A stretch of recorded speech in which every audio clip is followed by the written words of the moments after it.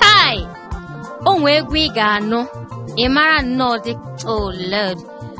Chim gozie nna m gozie ya dada ebe ọwụ na ịnọ anọ masị ka Chineke gozie gị ọfụma maka na mma egwu a taa ọ gị nwa mgbe anyị pere mpe o nwee sọm egwu nna m na-adị akpọ na-asị biko ka enwere nwoke a na-akpọ mana gị si ga egwu a ntị ugbu a ị gaghị asị m na onye ihe gị obi aṅụrị o nwere egwu na-adị egwuriri egwu ahụ ga-adịgide ọwụzie ụmụ egwu a na-agụchi ugbu a n'ọkwamasị na ụmụ egwu a na-agụ ugbu adịghọ mma o mana ụdịrị egwu a si n'ọnụ evangelist Nnamdi pụta ịmagụ nọ ezigbo egwu ogoli mara obi dị ya dịka mụa Chineke emewo dị ya eze ka aka m ji na-asị unu ụmụada Igbo ụmụ ụlọọla Igbo cha kweno ikwego cha kwezuenu ị nwere nwaanyị na-enye gị obi aṅụrị n'ụlọ kwekwe ka m sị gị cha kwekwe nke awanale na nganga redio nke nọ ime Hot FM 93.3 nọ na Lagos and ịmagonu nwada ego ka ị na-akpọ ego bekee nke na-eme gị obi aṅụrị nke hụrụ n'anya hụkwa gị n'anya ọkwa ya mee gị obi ụtọ ime m obi ụtọ anale nke taa ga-adị kpọ ọ ga-adị ube ihe anyị ga na-akpawa ihe gbasa ụmụ nwaanyị ọ ya mee nji kpọta evangelist bịagodu ka ị gwa anyị ihe gbasa ụmụ nwaanyị obere ka anyị wee mata na ihe niile anyị ga-ekwu na anale nke taa bụ maka ụmụ nwaanyị si ka m gwa gị ihe bụ isiokwu anyị ọkwa ya mbanọ ọwa ụtawa ka esi eme ya mma ngwa gị ihe bụ isiokwu anyị ugbu a anyị ga-agagodo gaa ka anyị na-esi aga anyị chiezie azụ ma bịa gwazie gị ihe bụ isi okwu anyị gwasị ka m kpọtanụ Maazị Flavor egwu nke a ọ kpọrọ nke a ọbịa n'uji Flavor ngwanụ ka anyị gere n'ọbịa n'uji nchezi azụ ma gwa gị ihe nọ n'ọkụ na-ekpu kitikiti ngwacha gị nke ahụ ma kpọbata gwa gị isiokwu anyị then kpọbatazie onye ga-abata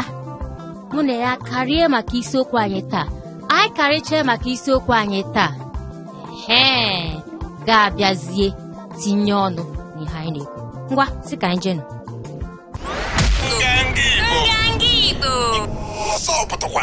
ego bekee ọmalịcha nwata dị mma gị nwa na-ege m ntị iwu lọọlị iwu nwa okoro ihe ọbụla iwu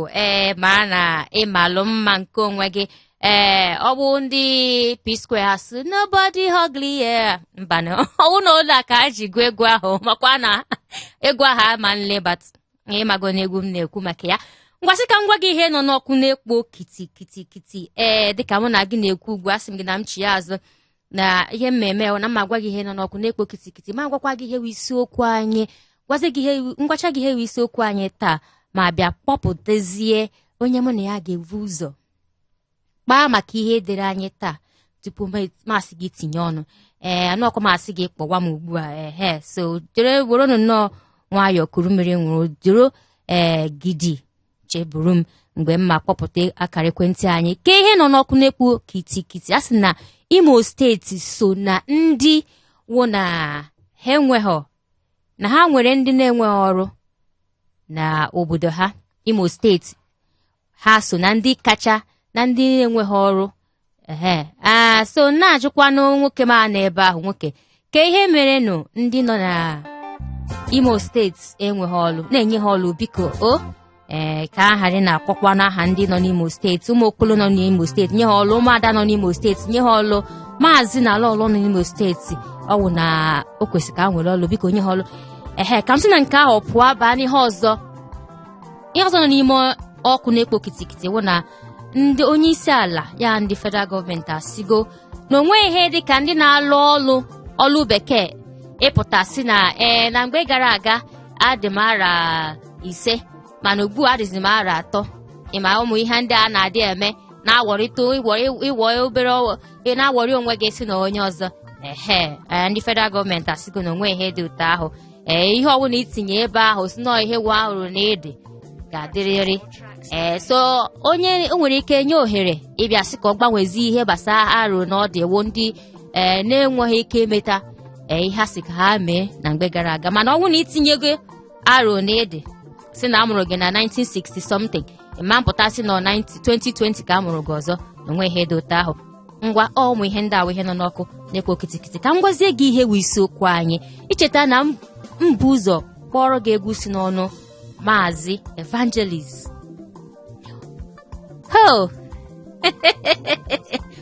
ogolimalụ obi dị ya ka ihe wụ isiokwu anyị taa ọnwa anyị nọ n'ime ya ugbu a wụ ọnwa Ọgọst ọkwa ya 2, 3, 4, 5, 6, 7, 8 ọnwa asatọ ka ọ wụ ya ana ọnwa asatọ a ka eji eri na Tuesday anyị kpara maka iri ji ọhụrụ taa o nwekwa ihe ọzọ a na-eme n'ọnwa Ọgọst nsị ka anyị kpaa maka ya nke a ka ndị bekee na-akpọ Ọgọst meeting Anale Lagos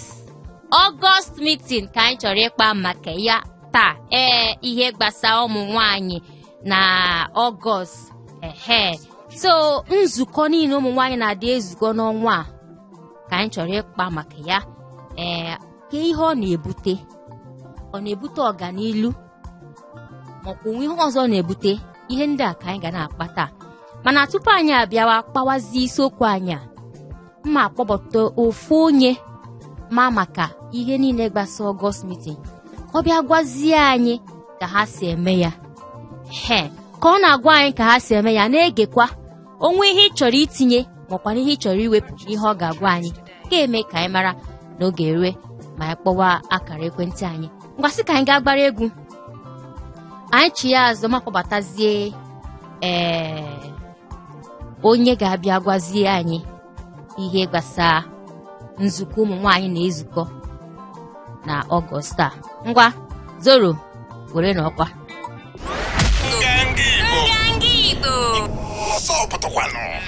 Banky W na egwu ahụ si na was made for you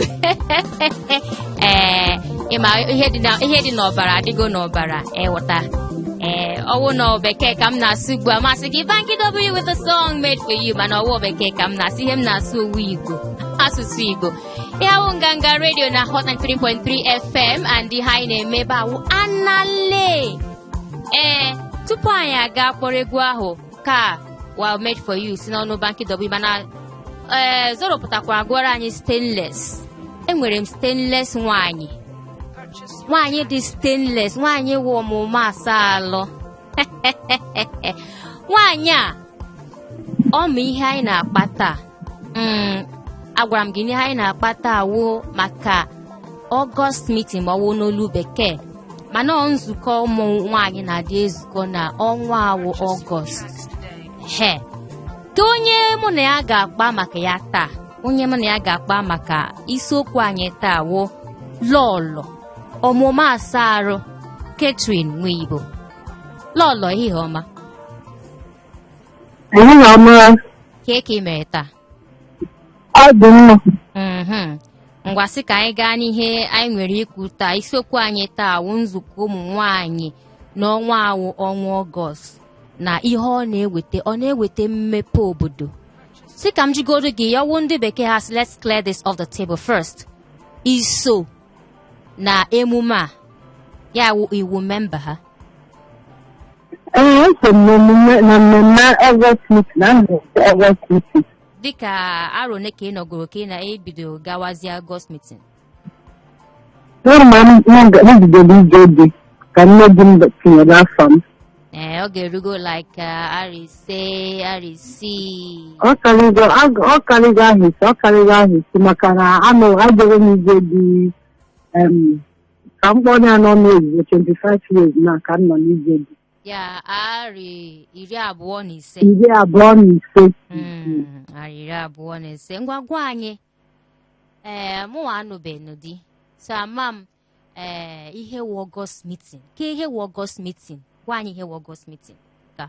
nzukọ Ọgọst meeting na asụsụ Igbo bụ nzukọ ụmụ nwanyị nke a na-adị na-eje n'afọ asatọ na ihe na izu. N'ụlọ nzukọ ụmụ nwaanyị Ọgọst meeting bụ mgbe ụmụ nwaanyị ji anọkọ wee tụọ arụrụ banyere mmepe obodo, banyere mmepe ụlọ ụka, banyere ihe na nzukọ ụmụ nwaanyị a ihe dị na-erika mana o dipendị ka ndị obodo ka ha nwachiziri na-emezi nke ha maka na obodo ọbụla dị iche iche nwee mmemme ha nwee ihe niile ha na-eme iche iche. Mana ebe nke mụnwa na-anụ di ka anyị si eme nke anyị bụ anyị zukọ ihe anyị na-etinyekarị uche na ya bụ mmepe obodo, mmepe ụlọ ụka, mmepe ụmụ nwanyị ndị kagolu nka, ije nzukọ ọnwụ jelu mmadụ mgbalụ ọnwụ maka na ndị si esi na-anatabeghị ga-anatacha. So anatachazie mgbe ahụ anyị nche niile nọkọchazie wee na-eme ihe a niile and ọ na-asụ ụsọ ịfụkwa ndị ifube ịfụkwa ndị marọ ịfụkwa ihe niile. Ngwa ke ihe unu na-adị ekwu maka ya n'ụlọ nzukọ oke ihe dị iche a na-adị na-ekwu maka ya n'ọkwa sọsọ mmepe obodo, onye ọbụla atụ mmepe obodo, onye ọbụla atụ arụrụ ka o si ebe a n'obi onye ọbụla. Ụfọdụ n'ime ha onye ọbụla ọ bụrụ ndị iwe na-ewe mgbe a ka ha ga-eji wee gosi na iwe na-ewe ha. Ụfọdụ ga-anụcha ọgụ a ga-akọcha ma ọnụ nyechakwa ma ọgụ mana emechakwa anyị ebikọkwa n'ofe efere werukwa ofu iko wee nwekwa ihe ọṅụṅụ wee gosikwa na iwe ahụ apụgo. Ngwa sị ka m site ebe a ihe anyị kwuru ugbu a ka m site ebe a wee jụọ gị ajụjụ. Anụgo m na mgbe gara aga na ịma na Ọgọst meeting na o butego ọtụtụ ihe n'ezinụlọ. Tupu ugbu a ma ọkwa maka ugbu a bute ma nkewe ma ihe ọzọ. Tupu ugbu a onwe ihe m na-adị anọ asị na Ọgọst meeting na wee ebe a na-aga egosi onye we onye ịmakwa ndị aiwo apụta yiri Hollandis ma Hollandia ma ịmagonu ma macaroni ma sweet apụta n'ọgbọ na-egosi onye di ya ji ife ma onye di ya na-eji. Mụnwa na onwe m nụkwa nke ahụ mana enwere ya nọ mgbe nke mmamụfa maka na kamgbe mụnwa jebere ije di ihe anyị na-eyi bụ akwa CW. Ofu akwa mmadụ niile na-eyi. Akwa CW ka anyị nwa na-eyi mana bifo m nwere jebe ije dị anụ m anụ ya mana mụnwa amarọ m onwe ebe a ka na-eyi Hollandis na mkpụrụ ọka na ndị otu ya mana kamgbe mụnwa bidoro ije di mbanyere meeting jewe Ọgọst meeting eyibe m akwa ọzọ na-abụrụ akwa CWA. Anyị jebe nzukọ nke na-abụrụ nke chọọchị anyị nwekwa akwa ọzọ anyị na-eyi big fish onye ọbụla ga-eyi ha nche ihe bụkwa akwa meeting maka na anyị gacha nke chọọchị ekere eke enwe zon nwee ya abụrụ ndị oyibo asị na-enwe dinari nwee zon nwee parish. Anyị nche niile akwa niile anyị na-eyikwa ofu onye ọbụla ga-eyi ofu akwa uniform anyị ga-eyiri keep your right gbalụzie nke ị ga-amazi bụkwa akwa CW kwa. Oke onwe ihe a na-eme onye na-esogho mebi maka na onwe ihe ikwuru isi na-edi gị kpọbara gị n'ime Ọgọst meeting ndị bekee akpọ ya penalty. Onye na-esogho n'Ọgọst meeting onwe ihe a na-adị eme onye ahụ onweghị ha ga-eme onye mana o nwere nke ọ dị n'ijere ije dị onye nọ ụmụ nwaanyị ibe ga-anọrọ n'otu nke nwa nọrọ n'otu maka na onwe ihe mee gị otu a kịta nọ mụ na di m anwụgo ha ga-abịarụ m nzukọ. O nwere bụ na mmadụ nọ n'ihe nọrụ n'otu o nwekwa ihe mee gị ịfụkwa ndị ga-agbatakwa gị ma ọsọ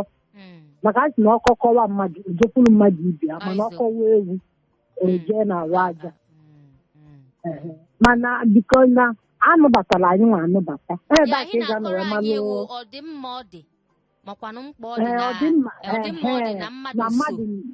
na-eje nọ na ọdịmma ya. Ọ gwụla na ọdịmma ya ka onwe ihe ọzọ so n'ọdịmma ya maka ihe m ga na-ajụ ndị mmadụ taa ọwụ na iwuru di na-ege m ntị ị kwetere ka nwunye gị so n'Ọgọst meeting ka ihe ma eji kwete ịwụkwanụ nwaanyị iso n'Ọgọst meeting ka ihe meji so n'Ọgọst meeting ọ ajụjụ mma na-ajụ ndị mmadụ ndị ga na-akpọ m n'akara ekwentị anyị ọhịa ga na-ajụ so gwa anyị ọ dị mma ọ dị iso ọwụ ndị bekee asị na importance ọ dị mma ọ dị iso na nzukọ nwaanyị ọ dị mma ọ dị erika maka ọ dị mma ọ dị bụ na n'ihe melụ gị efu ndị bịa nọnyelu gị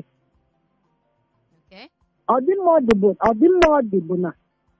o nwere ndị ịnọlụkwa efufu maka anyị nwa na-anọrọ n'obodo maka a na-akwa anyị nwa ndị ofesi ị natara anata onwere onye ịma ọ na-aga Ọgọst meeting na ka ị ga-anọ wee mara onye bụ onye maka na mgbe ị ga-anatakwa ọzọ ị ga-anatakwa ịfụkwa ndị ọzọ batakwa anụ ịmalụkwa ha na mmadụ nwụna na nna bi ọ na nne bi nwụnarị ọzi ha nwa ga-abịakwa nọnyekwalụ gị gwakwa gị si gị nekwa omenala na ihe a ga-eme na ihe a ga-eme maka anyị nwa bịara abịa ọ dị mma nwaanyị ọma oge erugo mgbe mma sị gị daalụ nke ukwuu na ịbatara dịka onye nọ n'Ọgọst meeting tinye ọnụ gwakwa anyị ihe gbasara Ọgọst meeting na ọ dị nnọọ mkpa ka anyị na-anụ maka ya so that o nwere onye maka o butego ọ dị ihe niile dị iche ekwugo m ya kwuo ya ọzọ si gị daalụ chi m gọzie gị anyị kpọọ gị mgbe ọzọ ama m na ị ga-aza anyị ka ọ wụ ya jisikwa n'ike mmaza mgbe ọbụla nwekpa ma anọ m ya na-egekwa anyị ntị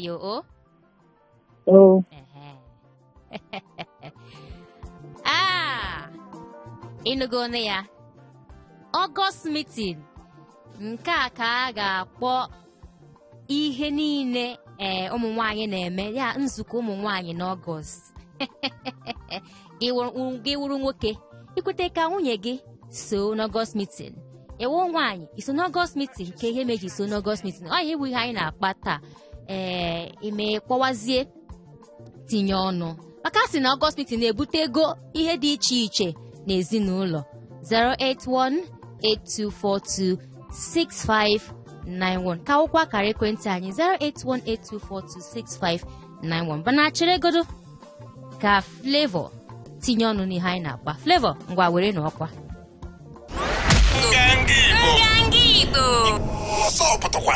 oh no mana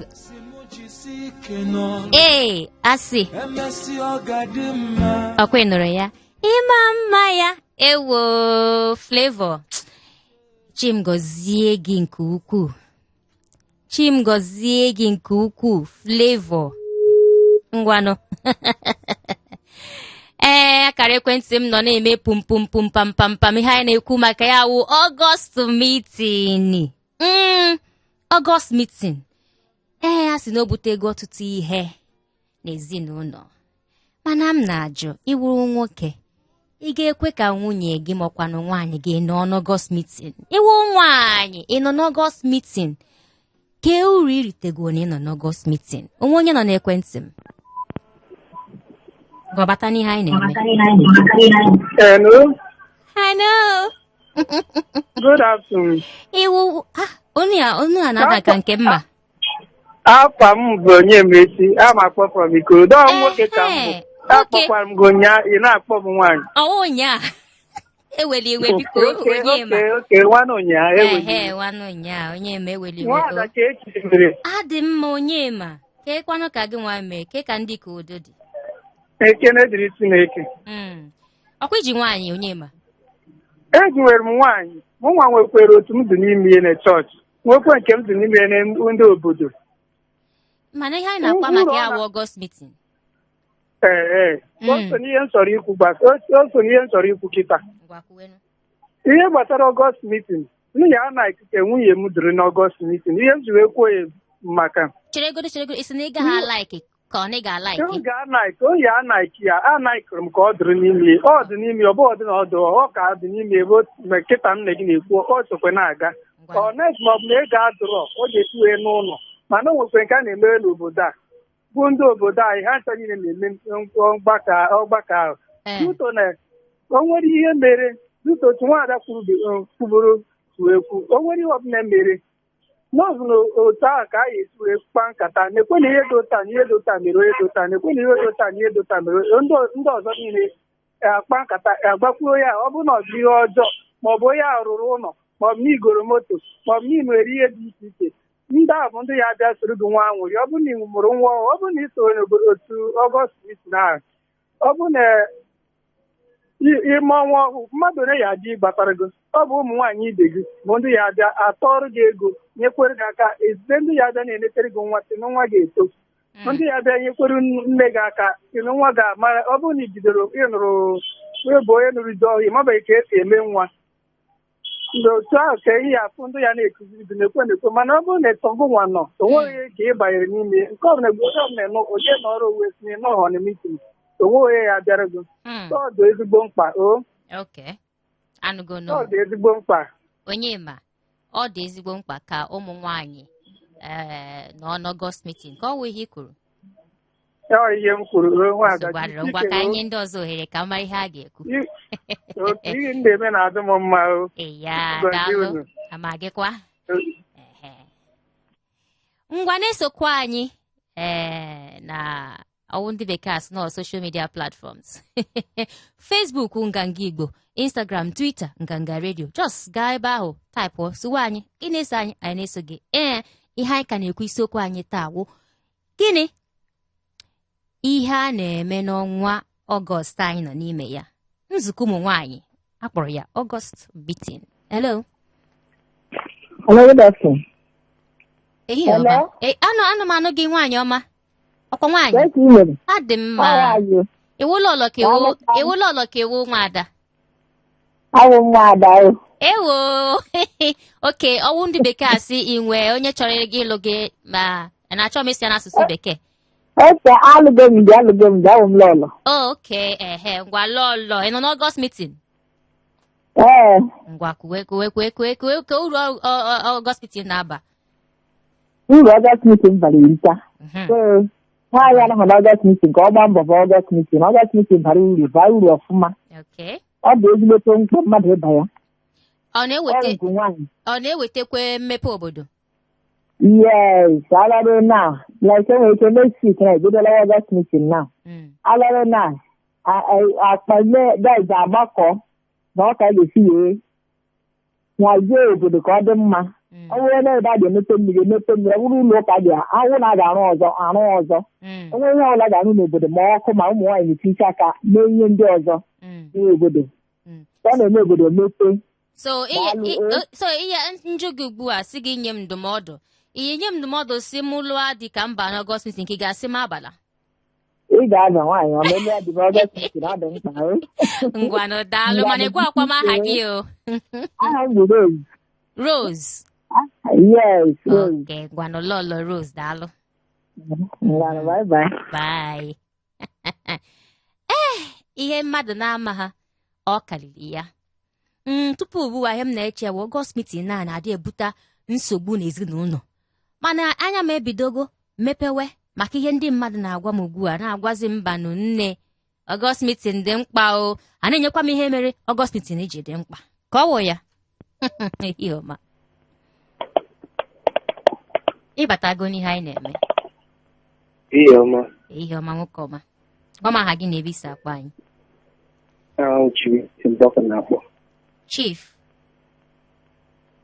Chibuike. Okay, Chibuike. Kebisi akpọ Chibuike, where na-adị abịa na nzukọ anyị?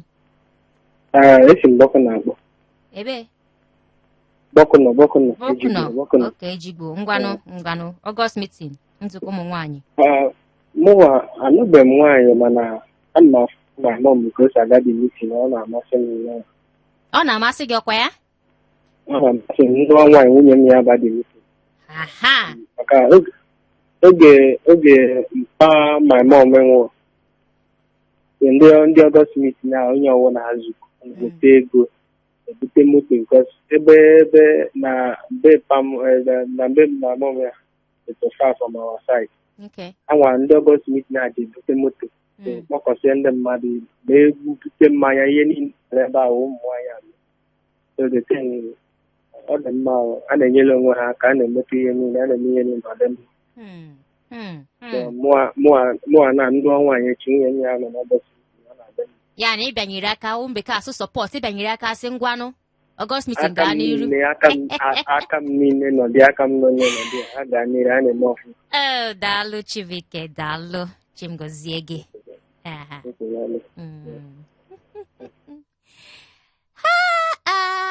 Ọkwa ịfụgo ya ma ị maghị ife jụọ ajụjụ maka o nwere ike ụfọdụ oge ị na-asị na ihe adụ taa onwe m ka m na-ekwukwe maka ihe mma bụ na mbụ orientation m echenjigo awụ m nwaanyị kpọrọ m akwasịgo m nna ịnụ nwaanyị na ịnụ odi ị ga-abarịrị Ọgọst meeting si ka m gaa ṅụrụ mmiri ana m abịa ngwanụ ọkwa Flavor na-abịakwa ọzọ. Flavor ka ehi na-ekwu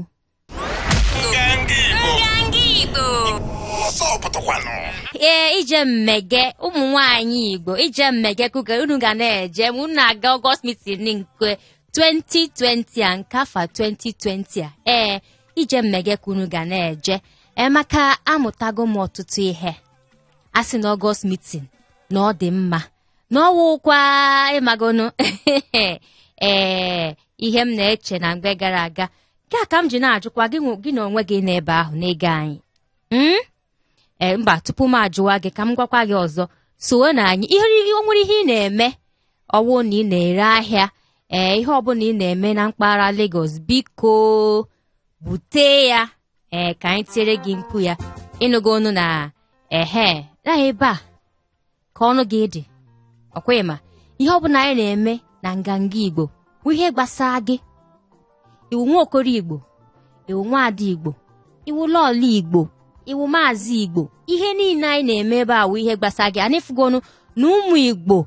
dị nnọọ wụ ndị bekee asị interested n'ihe anyị na-eme ebe a so bute ahịa gị ka anyị tiere gị mkpu ahịa gị ọzọ dị ka ibe ya wụ na ị ga na-eso anyị na social media platforms anyị nke Facebook ka wụkwa nganga Igbo, Twitter, Instagram nganga redio. Ịchọọ ife ihe niile anyị na-eme site na mmalite ruo n'ọgwụgwụ ị ga-aga na YouTube anyị just type we nganga Igbo o nganga redio makwana ịchọọ ime ya ka ọ dịrị gị ofele itinye anale WhatsApp ga-enwe ike ịfụ ihe niile makwana gwam ka anyị na-ewetara na Saturday. Gịnị ka wakara ekwentị anyị ọkwa 08182426591. Ọnwụ na ugbu a ka ị gbanyere redio gị na-abata n'ihe anyị na-eme na-ajụ onwe gị ka ihe ndị a na-ekwu maka ya ha na-ekwu maka ya wụ Ọgọst meeting, nzukọ ụmụ nwaanyị n'ọnwa Ọgọst a ọ na-eweta mmepe obodo. Tupu ugbu a ihe nwa na-anụ owu na Ọgọst meeting awọcha ya na ọ na-eweta nkewa na ezinụlọ na a na-adị apụta dị enwe nsogbu wit nwunye ya site na onye ya ego ka o gote akwa ogo ha akwa dị expensive ka ọ ga-aga gosi ndị na-abịa meeting nọ ihe oyi mana ndị kpọgoro m akpa asịgo nwanne ne uru ọ bara ịnọ n'Ọgọst meeting gịnwa ka ichere na ọ wụ ezigbo ihe ka uru ọ na-aba ọ na-eweta mmepe obodo ka ị ga-asị nwunye gị aba na Ọgọst meeting ọhịa m na-ajụ gị na 08182426591 ọ ya ka wụ akara ekwentị m ka m na-eche gị ka itinye ọnụ ihe anyị na-ekwu sị ka m bịa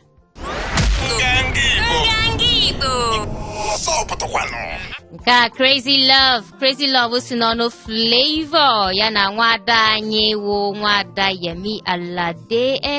Anyị ma na Yemi Alade wụ onye Igbo wụkwa onye Yoruba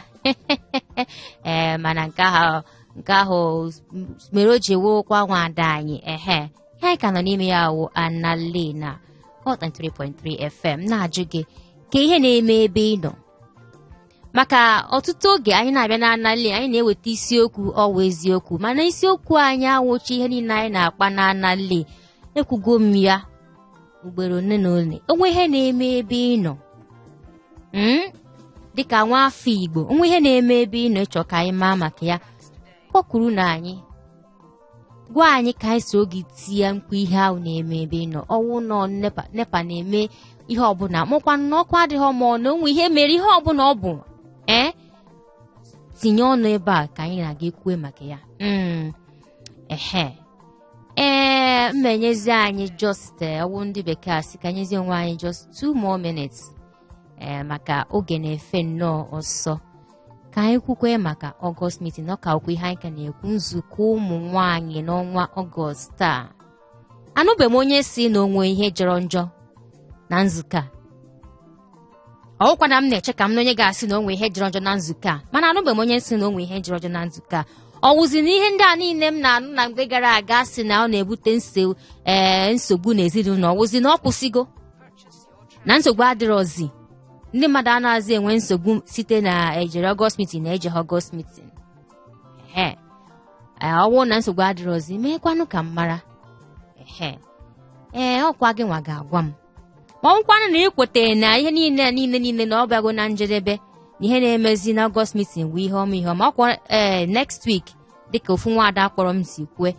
ha na onwe ha ejewezi Ọgọst meeting ha. Meenụ ka m mara. 08182426591. Yes, 08182426591. Ọ ya nwa ka ụkwa akara ekwentị anyị. Ka mma ama m na ofu onye ga-ekwu tupu m apụọ. Ma ọkwa na m enweta ofu onye mụ na ya ga-ekwu masịzi unu ka chi fo.